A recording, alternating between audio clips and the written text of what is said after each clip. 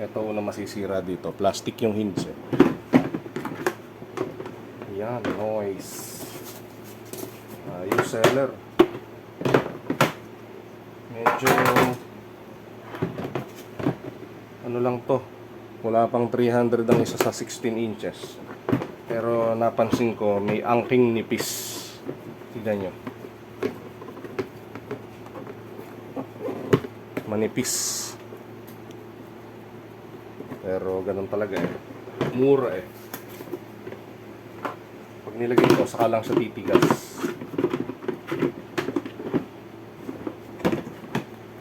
Pwede na rin mga tol.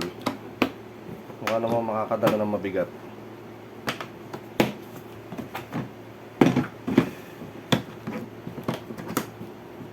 Ganda yung takip. Mga matibay. Mukhang tatagal ng mga 2 buwan o 1 buwan.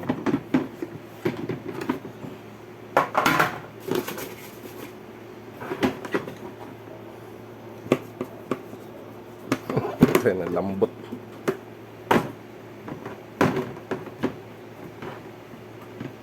Pwede na. So gagawin ko lang namang ano to eh. Gagawin kong malaking power bank. 220 volts na power bank. Para din sa solar setup ko.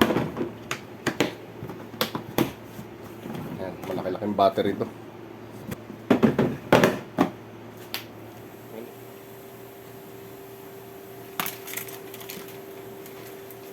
Ito ay 16 inch. Yan, 16 inches. Yung baba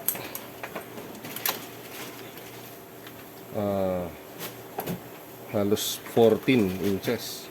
14 and a half. Yan, tapos yung taas niya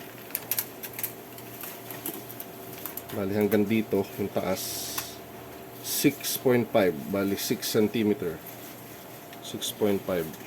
Yung total na taas nito kasama tong ibabaw ay 8 and a half. Malaki rin yung 16 inches.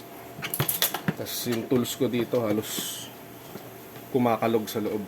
Yan, maganda rin dito kasi may maraming mga toolbox na yung ganito wala siyang hinge na gano'n. Yung kadalasan yung plastic lang na yung parang buo siya. Kaya ang kadalasan nangyayari yun sa kakaganon mo napuputol, sisira agad. Mas okay to kasi may hinge. Yan, may hinge siya. Tapos maganda yung lock niya. Na-lock siya agad. Ito lang ang medyo syempre alam na natin pagtagal nito, ito yung unang bibitaw. Sa halaga ba namang ng toolbox na to, murang-mura lang. Nasa pag-iingat nyo na lang para tumagal. Yung loob.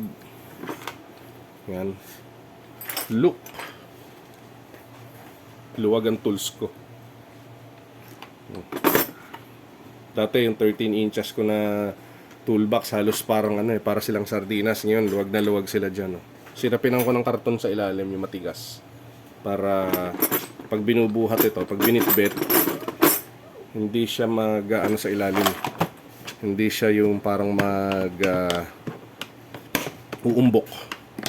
Ito yung tinutukoy ko. Yeah boy! Mabigat pa rin. Ito naumbok kasi malambot siya. Malambot yung ilalim niya. Pero okay na rin. At least may lalagyan, di ba?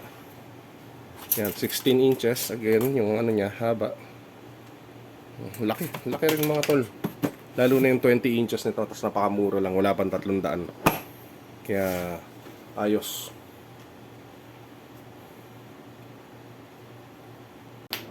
Anyway, ayos na rin. Thanks.